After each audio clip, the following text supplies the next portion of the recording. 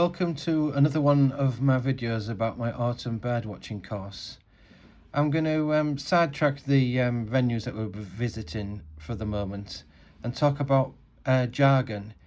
When you're beginning birdwatching for the first time, sometimes you can think that hardened birdwatchers or seasoned birdwatchers are speaking in a different language, jargon. So this is something that I'm going to be avoiding during the classes, but I just wanted to give a few examples of some of the jargon that you might come across. This is quite a common bird that we should be seeing quite often, and a lot of seasoned bird watchers refer to them as mippets. So you may hear someone say, oh, look at that LBJ, which means little brown bird, and quite often it turns out to be what they say is a mippet, but we'll be referring to it as a meadow pipit.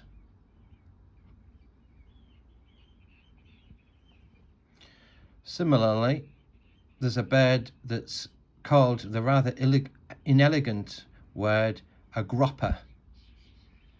We probably, if we come across one, it's more likely to be in the spring, and it's actually, I'll be referring to it as a grasshopper warbler. And that's because they make this extraordinary reeling sound like a grasshopper or a fisherman reeling in a line. It doesn't sound like a bird, it sounds like a mechanical sound.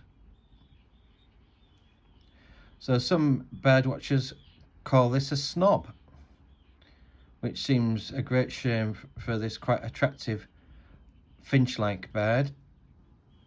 But if we see one, which we might do on the coast, I'll be referring to it as a snow bunting.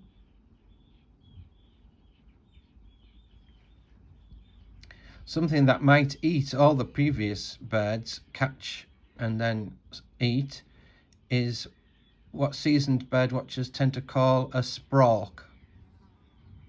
Again, it's a bit of an inelegant name for the longer named sparrowhawk. As you can see, a lot of these birds, these names are contractions of the actual name. So sparrowhawk becomes sprock using some of the letters.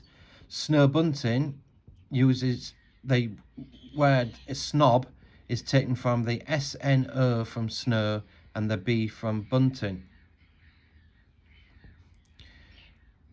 Now, you might hear some people refer to godwits as blackwits, and that's because they can't be bothered to say black-tailed godwits, so they say blackwit. We'll be referring to them as black-tailed godwits. Their relative can be referred to as a barwit, but we'll be saying bar-tailed godwit.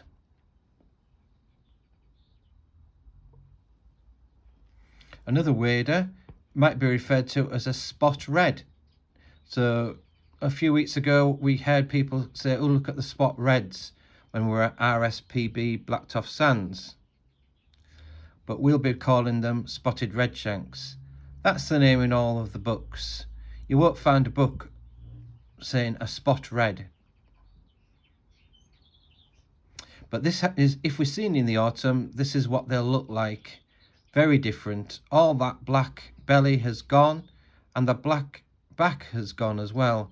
So they become very pale underneath and then the sort of a pale grey above. Similar name, this is shortened to black red. Now they may have already left by the time we start the autumn course, but if we do see any, we'll be referring to them as black red starts. The start is Old English for tail, so black red tail. They didn't have the word orange in the English language at the time, so the tail actually looks more orange than red, but you never hear them called black orange starts either. This is often referred to as a bonksy. This is a slightly different case because that's the local name from the Scottish Islands where bonksies breed, but the book name is Great Skewer, and if we come across any flying along the sea, we'll call them great skuas. This is a different case yet again. It's been wrongly named a bit, its current name, because it isn't a member of the tit family at all. So it's a member of the babbler family from Africa, and some people are mooting the name mustachioed reedling for it, but we'll still refer to it when we see it as a bearded tit. There is a venue or a couple of venues that we're going to, and if you're able to attend those particular classes, you'll definitely see bearded tits this autumn.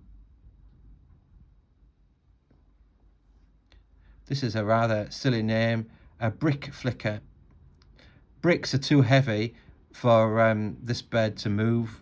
It may flick a fragment of a brick. As you can see, there is a small worn by the sea brick in this picture behind the bird, but we'll refer to it as a turnstone.